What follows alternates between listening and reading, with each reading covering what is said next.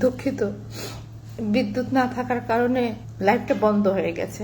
আমাকে এই পটুয়াখালীর বাসা থেকে নামানোর জন্য অনেক জল্পনা চলতেছে। আমি না নামলে আমাকে অ্যারেস্ট করাবে। আশ্চর্য বিষয়, আমার বাসা থেকে আমাকে নামানোর জন্য এত কিছু করতেছে জয় সাহেব। আমি কেন লিগ্যাল এইডে গেলাম, কেন তার নামে অভিযোগ দিলাম? আরো আশ্চর্য বিষয় কি জানেন, জহির সাহেব তার ওই যে মেয়ে যার সাথে তার পরকীয়া চলে, আপনারা সবাই জানেন তাদের বিয়ে হয়েছে, কিন্তু তাদের বিয়ে হয়নি। একটা মেয়ের হাজবেন্ড থাকা অবস্থায় সে কখনোই আরেকজনকে বিয়ে করতে পারে না।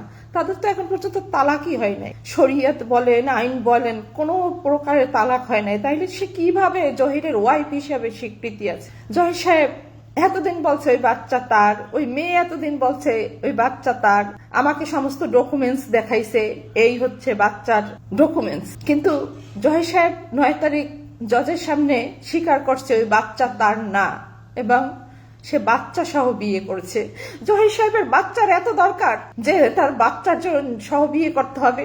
সে আবার তার মেয়েকে বলে, আসলে সে এবং ওই মেয়ে আমার মেয়েকে ফোন দিয়ে বলে আইনি জটিলতার কারণে তাকে স্বীকার করতে হয়েছে যে বাচ্চা তার না, আসলে বাচ্চা তার, এবং সে দত্তক নিবে এখন আইনগতভাবে। আচ্ছা, জহির সাহেবের বাচ্চার অভাব পড়ছে? আমার জহির সাহেবের একটা ছেলে আছে, একটা মেয়ে আছে, তারপরও জহির সাহেবের বাচ্চার অভাব হয়েছে।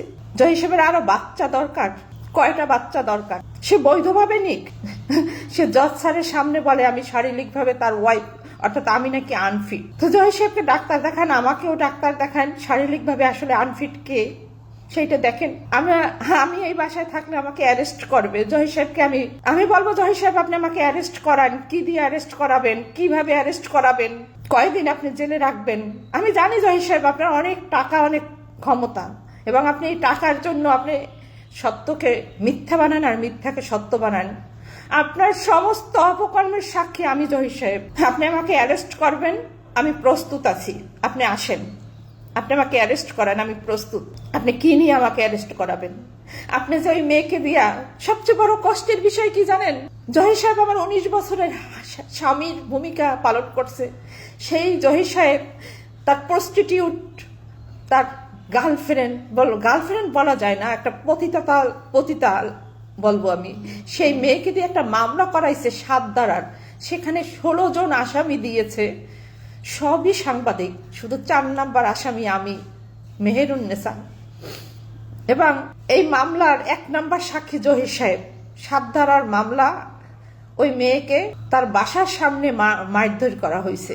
আচ্ছা, বাসার সামনে যদি মারধর করা হয় বিকাল 4 ঘটিকার সময়, তখন তো আশেপাশে 2-4 জন লোকও ছিল, তারা কি দেখে নাই? আর 1 নাম্বার সাক্ষী জহির সাহেব, আর আমাকে সে 4 নাম্বার আসামি দিয়েছে। আমি আসলে আমার লজ্জা লাগে যে আমি জহির সাহেবের মতো একটা মানুষকে ভালোবাসছি। নিজের উপর নিজের ঘৃণা লাগে যে বাবা মার অমতে বিয়ে করছি। আমি প্রত্যেকটা মেয়েকে বলবো, আবেগ না বাস্তবতা দিয়ে তোমরা চলো। যারা আমার ছোট আছো, আমার মেয়ের বয়সী, আমার বোনের বয়সী, প্রত্যেকটা মেয়েকে আমি বলবো, স্বামীকে কখনো 100% বিশ্বাস করবা না। একটা চায়ের কাপে যখন একটা বিস্কিট ভিজায়, এত বেশি ভিজাবা না যে ওই বিস্কিটটা পুরোটা ভেঙে চায়ের কাপে পড়ে যায়। প্রত্যেকটা মেয়ের স্বাবলম্বী হওয়া দরকার, নিজের পায়ে দাঁড়ানো দরকার। তার মানে স্বামীকে সব উজাড় করে দিয়ে না, স্বামীকে সব উজাড় করে দিয়ে না। আমি জানি না আমি কি ভুল করছি জহির সাহেবের সাথে, আমি জানি না। আমি ওই পরিবারের প্রত্যেকটা মানুষের মন জয় করার জন্য চেষ্টা করছি, প্রত্যেকটা মানুষের। আমার শ্বশুর শাশুড়ি কখনো বলতে পারবে না আমি তার সাথে খারাপ ব্যবহার করছি, আর আমিও বলতে পারবো না আমার শ্বশুর শাশুড়ি আমার সাথে খারাপ ব্যবহার করছে। কিন্তু ওরা 2 বোন আমার উপর অনেক টর্চার করছে। কলেজ শুরুতে ওর ছোট বোনাই আমাদের সাথে যুক্ত ছিল, তার সাথে একটা ঝামেলা হয়েছিল। আমাদের এখানে ডাক্তাররা ক্লাস নিতে 1 ঘন্টায় 500 টাকা পায়, আর 1 ঘন্টা একজন ডাক্তার যদি রুগী দেখে, 5টা রুগী দেখলে তার ভিজিট কত আসে আপনারা দেখেন। তো ওই ডাক্তার বলছিল যে মার্কার জমা দিয়ে নিতে পারবে না, মার্কার তার ক্লাসে রেখে আসতে হবে। তো সেই আমি কারিমুল্লাহ সাহেবকে বলছিলাম যে ডাক্তারদের সাথে এইটা নিয়ে হিসাব করা যায় না। সেইটা নিয়ে কারিমুল্লাহ সাহেবের সাথে আমার ঝগড়া হয়, এবং যতক্ষণ ঝগড়া চলে আমি জহির সাহেবকে কলে রাখছিলাম, জহির সাহেব আপনি শোনেন, আপনার বোনাই আমাকে থাপ্পড় মারতে আসছে। তাকে বলছিলাম যে সাহস থাকলে আয়, পরের বউরে থাপ্পড় মাইরে দেখা। এরপরে আর উনি কোনোদিন আসে নাই, কিন্তু উনি বীজ বপন রাখা গেছে। আমি ডিজেবল ওয়েলফেয়ার ফাউন্ডেশনের ভাইস চেয়ারম্যান ছিলাম, ডক্টর জালাল আহমেদ চেয়ারম্যান ছিল, প্রথম চেয়ারম্যান ছিল শাহাবুদ্দিন আহমেদ, 2 টার্ম, তারপরের 2 টার্ম ছিল ডক্টর জালাল আহমেদ, আমি ছিলাম ভাইস চেয়ারম্যান। তারা 5 তারিখের পরে ডক্টর জালাল আহমেদকে, মানস দত্তকে, আমাকে 5 তারিখ পর বাদ দিছে।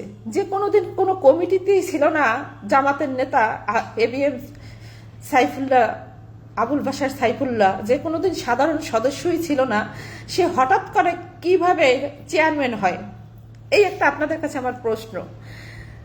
সাধারণ কমিটির যদি সদস্য থাকে তখন সে চেয়ারম্যান হতে পারে, তাও ভোটে নির্বাচিত হয়। আর হ্যাঁ, জহির সাহেব আমাকে পদত্যাগ করতে বলছিল, আমি পদত্যাগ করি নেই। তখন সে আমাকে বাধ্য করে নির্বাচনীয় দায়িত্ব দেয়, কিন্তু নির্বাচনীয় সবাইকে আগে বলে ওনাকে চেয়ারম্যান করবে, এবং জামাতের ক্ষমতা দেখাইয়ে তাকে চেয়ারম্যান করে। আর আজকে আমার উপর হুমকি আসে আমি যেন কালকে লিগ্যাল এইডে না যাই। আপনাদের কাছে আমি কি বলবো? উনি জয় সাহেবকে নিয়ে কি বলবো? এই যে একটা 7 ধারার মামলা দিছে, সাংবাদিকদের নামে 7 ধারার মামলা, যার 4 নম্বর আসামি আমি, আর বাদী হচ্ছে তার দেহরক্ষী আয়েশা আক্তার। আয়েশা আক্তারের মা, এরা একটা প্রস্টিটিউট, আমি সেটাই বলবো। আয়েশা আক্তারের মা একদিন কলেজে বসে বলছে যে আমি টাকার জন্য সবকিছু করতে পারি। তো সেই মেয়ের মহিলা টাকার জন্য কি না পারে? টাকার জন্য আমার বাচ্চা 2টাকে এতিম করতেছে, একটা লোভী, একটা দুশ্চরিত্রা।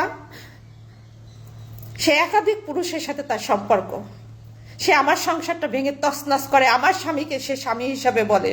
যদি আমার স্বামী তার স্বামী হয় তাহলে কাবিননামা দেখাক, তার হাজবেন্ডের সাথে তার বৈধ তালাক হয়েছে সেইটা দেখাক। এবিএম সাইফুল্লাহ বাশার বলছে 2021 সালে বিয়ে হয়েছে ওদের। যদি 2021 সালে বিয়ে হয় তাইলে মেয়ের নিজের ভেরিফাইড পেজে কিভাবে 24 সালে স্বামীকে তালাক দেওয়ার নোটিশ দেয়? তাহলে কোন বিয়েটাকে আপনারা বৈধ বলবেন? কে বৈধ? কোন বিয়েটা বৈধ? আজকে যে আমাকে হুমকি দিচ্ছে, আমাকে অ্যারেস্ট করাবে জহির সাহেব, আমার তাতে কোনো দুঃখ নাই, আমি অ্যারেস্ট হওয়ার জন্য প্রস্তুত। আল্লাহ তাআলা যদি আমার ভাগ্যে যে লিখে থাকে এবং সেটা ভালোবাসার মানুষের কাছে থেকে পাওয়া, আমি তার জন্য প্রস্তুত। এজন্য আমার একটুকু কষ্ট হয় না। কান্না পায়, হ্যাঁ কান্না পায়। কেন কান্না পায়? কোন মেয়ে যেন ভালোবাসা বাবা মার অমতে বিয়ে না করে, কোন মেয়ে যেন তার স্বামীকে অন্যের মতো বিশ্বাস না করে, কোন মেয়ে যেন তার স্বামীকে অন্যের মতো ভালো না বাসে।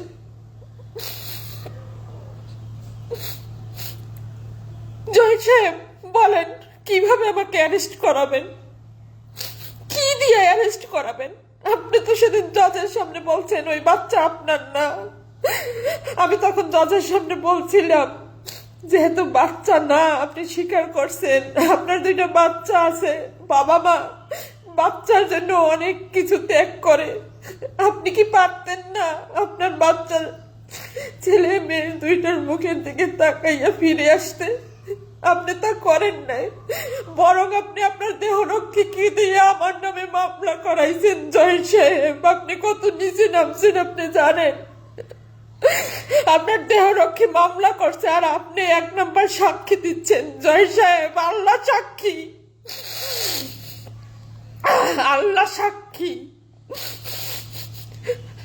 আমি আল্লাহকে সাক্ষী রাখছি, আপনি যে মিথ্যা মামলাটা করাইছেন জয় সাহেব আমার নামে, আরো কত নিরীহ মানুষের নামে, এর বিচার জয় সাহেব আপনি পাবেন। আমি প্রত্যেকটা ওয়াক্তের নামাজে বলি, আল্লাহ যারা আমাকে পরিকল্পিতভাবে ঠকাইছে, আমার হক মাইরে খাইছে, আমার সাথে মিথ্যা অভিনয় করছে, তোমার কোরআন ছুঁয়ে যে মানুষটা মিথ্যা বলছে, তুমি তার বিচারটাই এই পুরীতে দেখাও। জয় সাহেব, আপনার দেহরক্ষীরে দিয়ে আপনি মামলা করাইছেন আমার নামে। ছি জয় সাহেব, ছি, আপনার লজ্জা করলো না? আপনার লজ্জা লাগে না? আপনি 1 নম্বর সাক্ষী। জয় সাহেব, এত নিচে নামলেন কিভাবে বলেন? কিভাবে এত নিচে নামলেন? আমি জয় সাহেব কালকে লিগ্যাল এইটে যাব, এবং আমার গায়ে যদি একটা ফুলের টোক্কা পড়ে জয় সাহেব, আপনি আর আপনার জামাতির বোনাই 2 জন দায়ী থাকবেন। আমার এই বাসায়ও যদি একটা ঢিল আর পড়ে, আপনি দায়ী থাকবেন, আপনার জামাতের নেতা দায়ী থাকবে। জয় সাহেব, আমি এখন পর্যন্ত মানুষের কাছে বলি নেই, অনেক সাংবাদিক আমাকে ফোন দিয়েছে, আমি একবারও বলি নেই, আমি বলছি আমি ফোনে কথা বলতে পারবো না। জয় সাহেব, আপনি সেদিন আমার পা ধরে আপনার সম্মান ভিক্ষা চাইরা আজকে আমাকে উলঙ্গ করলেন রাস্তায়। আপনি এত নিচে নেমে গেছেন জয় সাহেব, আপনি কি আমার সেই ভালোবাসা যার হাত ধরে আমি বাবা মাকে ছাড়ছি? জয় সাহেব, পৃথিবীতে যেন কোনো স্বামী আপনার মতো যেন স্বামী না হয়।